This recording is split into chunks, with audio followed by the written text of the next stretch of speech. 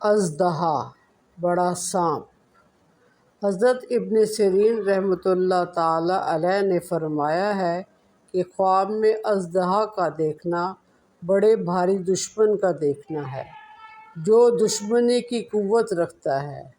اگر کوئی شخص خواب میں دیکھے کہ اس کے پاس اژدہا ہے تو یہ اس امر کی دلیل ہے کہ وہ شخص بزرگوں سے ملے گا، اور اگر کوئی شخص خواب میں دیکھے کہ وہ اژدہا سے لڑ رہا ہے، جنگ کر رہا ہے اور اژدہے پر غالب آ گیا ہے تو دلیل ہے کہ وہ دشمنوں سے لڑے گا اور آخرکار دشمن کو زیر کرے گا۔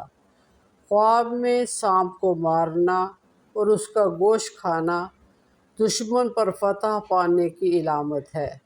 اس کے علاوہ اسے دشمن کا مال ملے گا جو وہ اپنے اہل و عیال پر خرچ کرے گا۔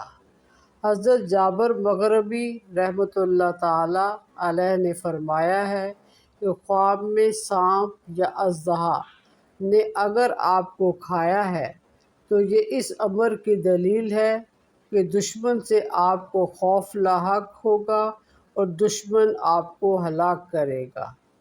خواب میں اژدہے پر قابو پا لینا، اس کی پشت پر بیٹھنا، اس کو تابع کر لینا اس امر کی دلیل ہے کہ بہت بڑا دشمن آپ کے تابع ہوگا۔